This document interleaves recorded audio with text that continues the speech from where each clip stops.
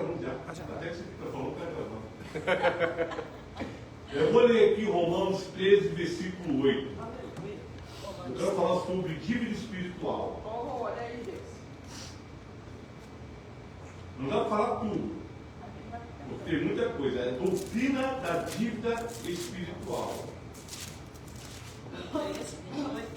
Romanos 13, 8. Diz assim: a ninguém devais coisa alguma, a não ser o amor com que vos ameis uns aos outros, porque quem ama aos outros cumpriu a lei. No meu primeiro ponto que eu quero falar aqui, eu ia mencionar o papel das nações com respeito a Israel. Uma das coisas que Deus vai cobrar dos povos é a relação dos povos com Israel.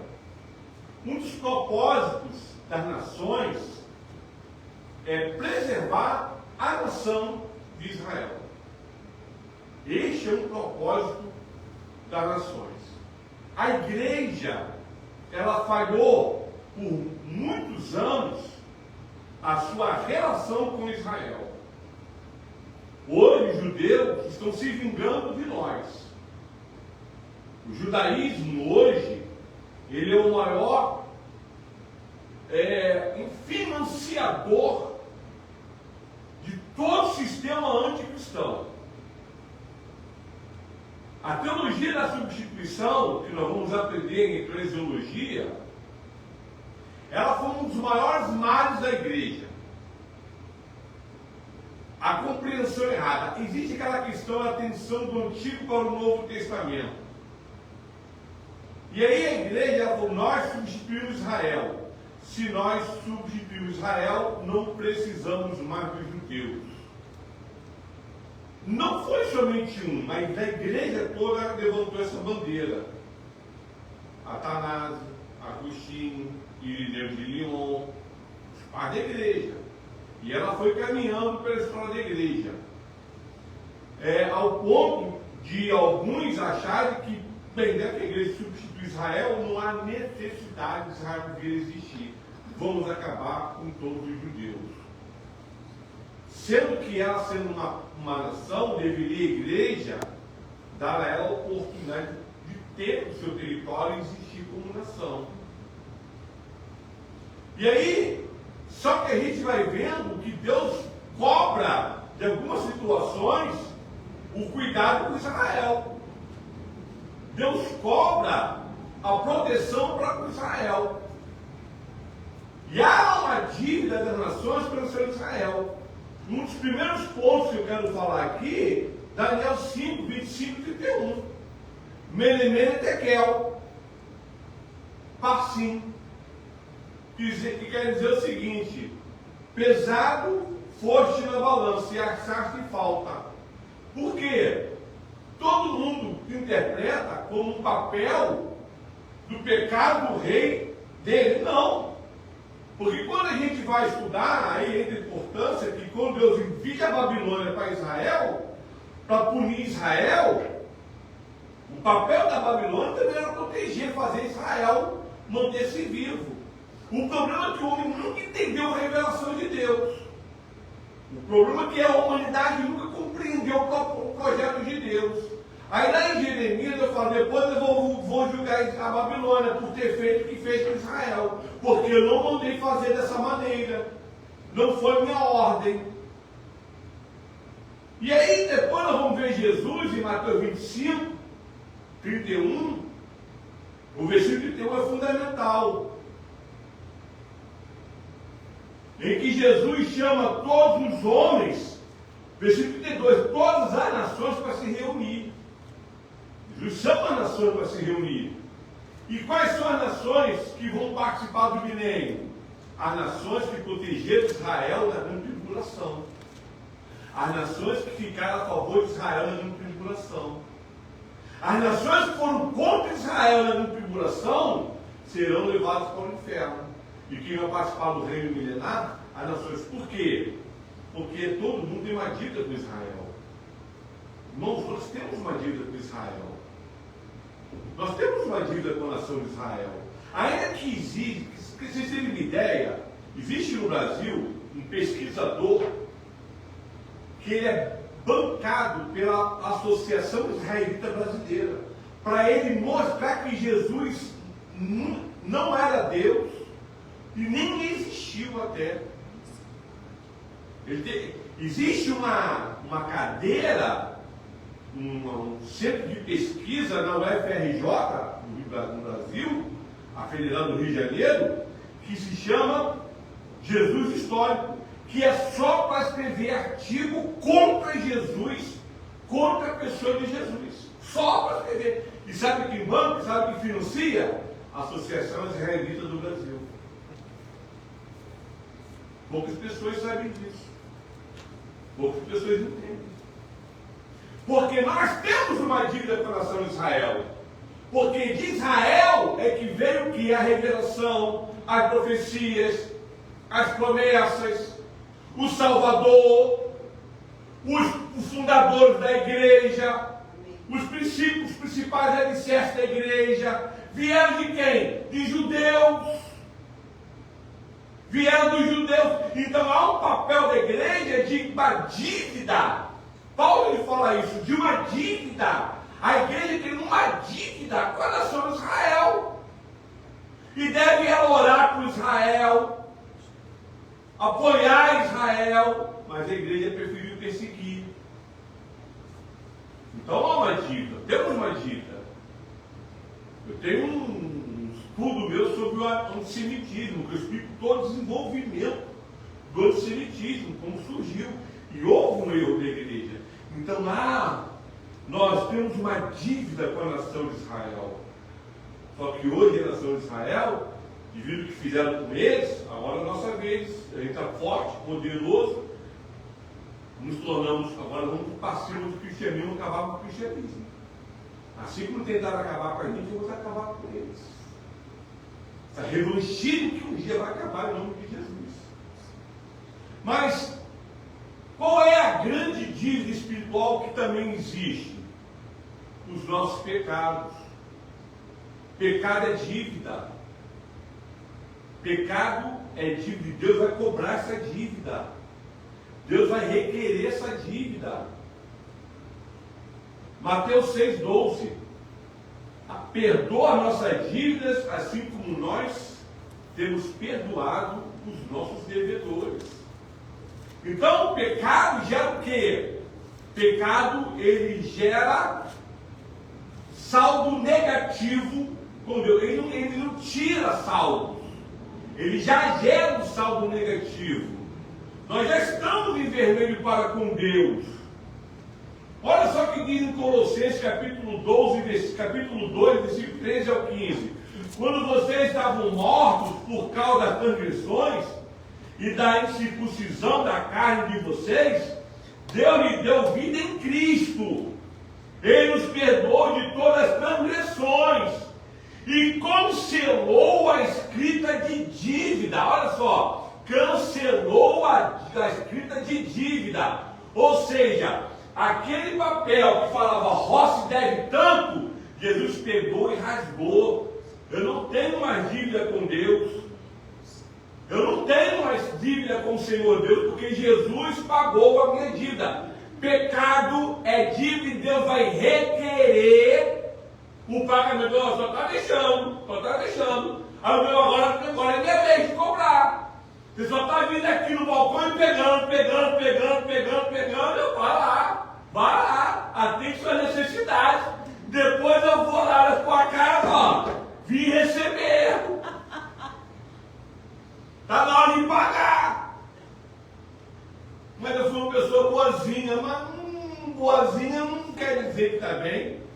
Agora, olha só o que Paulo fala em Romanos capítulo 8, a partir do versículo 11. Agora, se o Espírito daquele que ressuscitou Jesus dentre os mortos habita em vocês, aquele que ressuscitou Cristo dentre os mortos também dará vida ao corpo mortal de vocês, por causa do Espírito dele que habita em vocês. Olha só o versículo 12. Portanto, irmãos, somos devedores, não à carne. Eu sou devedor não à carne. Então você não tem que mais fazer a vontade da carne. Porque essa dívida foi paga. Você tem que ser devedor a quem? A Deus agora. Pela sua salvação. Então nós temos que servir a Deus. Porque a dívida que era contrária virou uma dívida favorável. Agora é Deus que deve você. Porque a salvação dele nos dá garantia que vamos usufruir depois. Então não devemos dever, não podemos ficar devendo a noite a carne, ficar devendo a carne. Agora a dívida foi paga.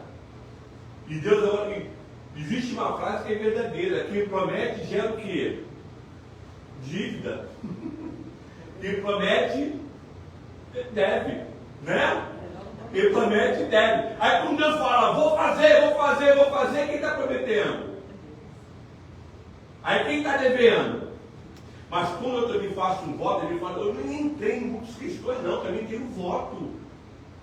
Quem faz o voto não pagou, é melhor não ter feito o voto, porque Deus vai cobrar o voto. É dívida. Ah, se eu fizer isso, eu vou fazer, ele não faz.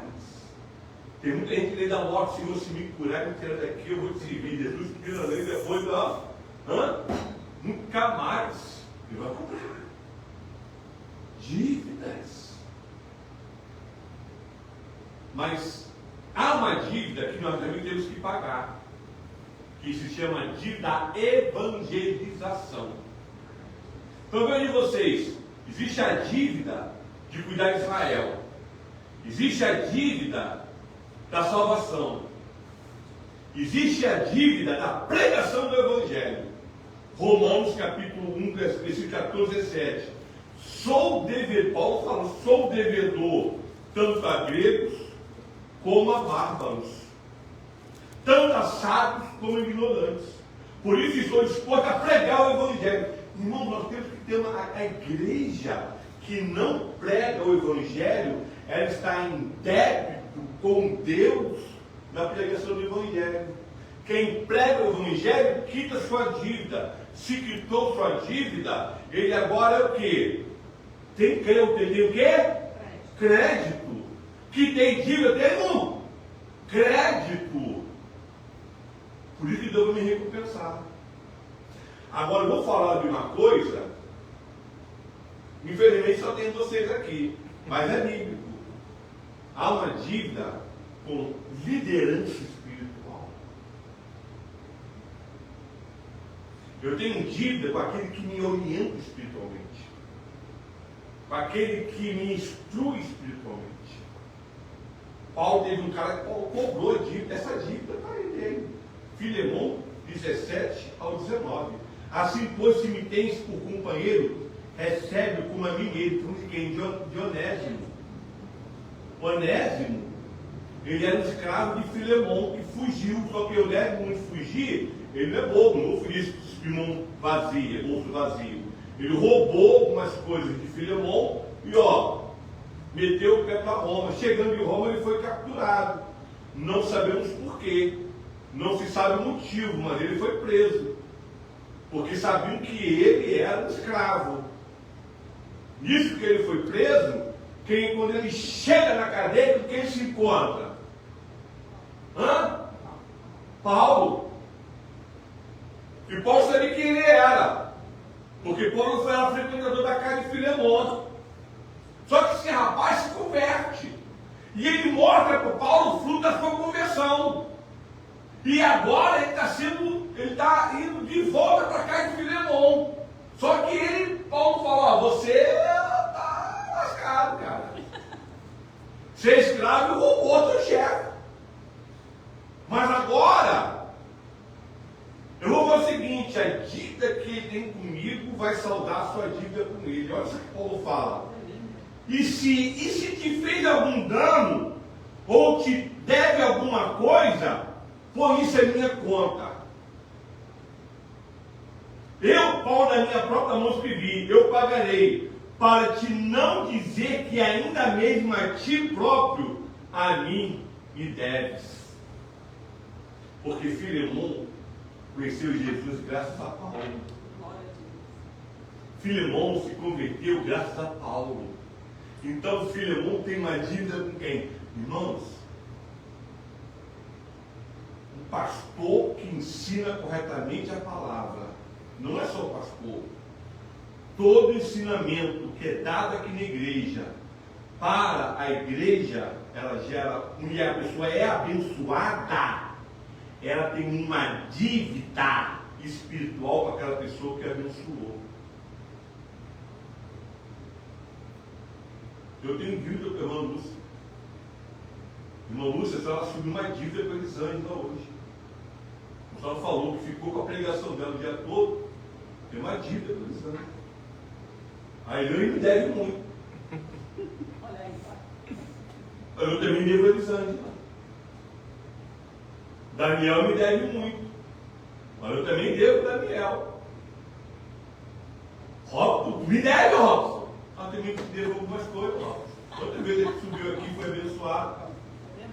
Nós geramos dívida um com o outro. Como é que a gente paga isso aí? Eu pago isso aqui orando por você. Glória a Deus, aleluia. Abençoando sua vida. Irmãos, se a gente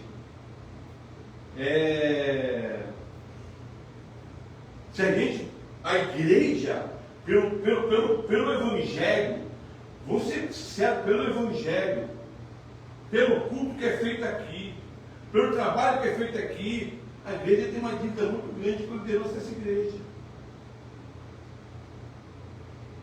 Eu estou falando, eu nem estou cobrando a dívida, não. Eu estou falando que tem. Eu estou falando que tem.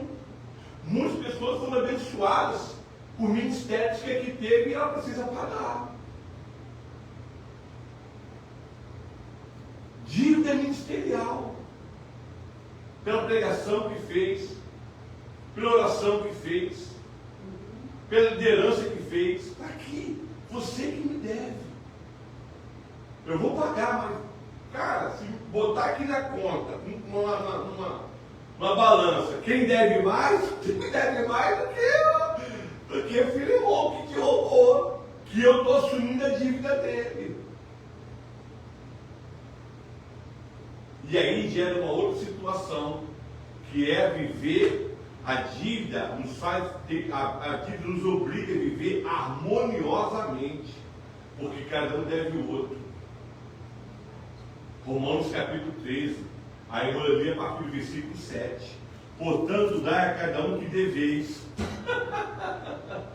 Portanto, dai a cada um que deveis. A quem tributo, tributo. A quem imposto, imposto. A quem temor, temor. A quem honra, honra. A ninguém devais coisa alguma. Não matarás, não seu amor, que vos ameis uns aos outros, porque quem ama aos outros, cumpra a lei. Olha o versículo, como é que eu cumpro? Como é que eu pago essa lei em amor? Com efeito, não adulterarás, não matarás, não furtarás, não darás falso testemunho, não cobiçarás. Se há algum outro mandamento, tudo nessa palavra se resume: amarás a teu próximo como a ti mesmo. O amor não faz mal ao próximo, de sorte que o cumprimento da lei é o amor. Isto digo, conhecendo o tempo que já é algo despertar do sono, porque a nossa salvação está agora mais perto de nós do que quando aceitamos a fé. Paulo não para de dormir nesse sono que você está endividado. Tem pessoas que não têm consciência da dívida que ela tem.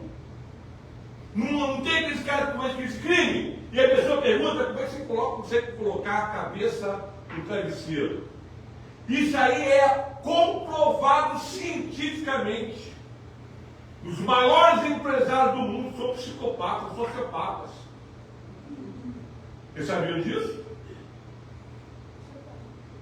Os maiores empresários são sociopatas. Por isso que eles conseguem mandar embora 10 mil pessoas e dormir lá tranquilamente. Porque para ele é indiferente, não é vida. Mas a igreja, Paulo não desperta nesses pontos e tem uma dívida um com os outros. Quem não assume que tem uma dívida um com o outro na igreja, Se eu tenho dívida com você, Lúcia, eu vou te perturbar. Você vai me cobrar. Deve alguma coisa. Peguei ali o Robson, 10 mil. Aí eu vou ficar o quê? Perturbando o Robson. Peraí. Eu sei. E vai com dinheiro que é agora. O que eu vou fazer com o Robson? Você é melhor amigo, ó. Eu queria ter uma barba igual a sua. Eu vou bajular você. Para você o quê? Não cobrar. É isso que Paulo está falando. Bajula um ao outro. Bajula. Ama. Não deseja o que o outro tem. Não queira o que o outro tem. Não fala mal do outro. Vou falar mal dele, não, senão eu vou criar mais dívida, vou pegar e cobrar mais dívida. Amarmos uns aos outros. Nós temos que viver como se eu tivesse você alguma coisa. Porque nos instantes que eu vivo, achando que devo você alguma coisa, eu vou sempre tratar bem você. Ninguém trata mal aquele que lhe deve alguma coisa, sempre trata bem para não ser cobrado. É isso que Paulo está falando.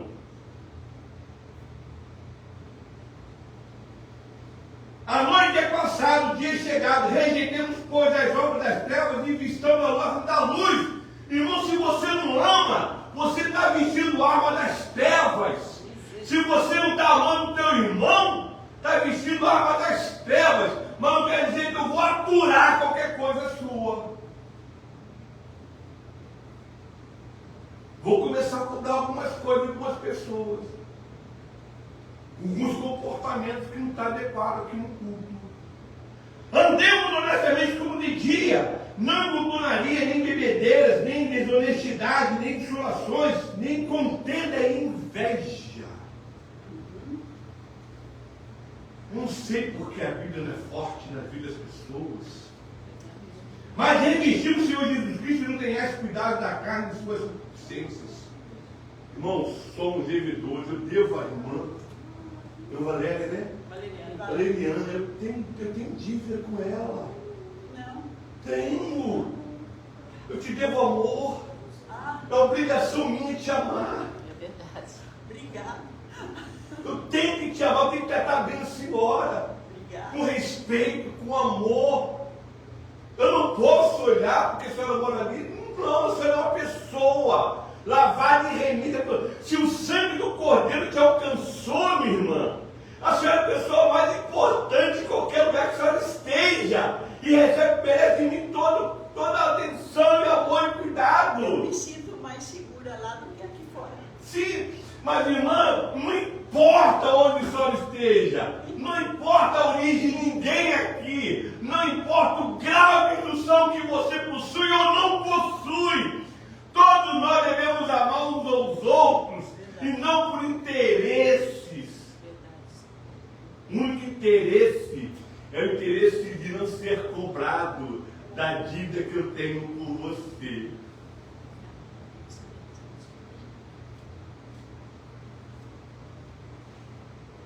Não importa. Devemos amar uns aos outros, respeitar uns aos outros. Peguei 25 minutos.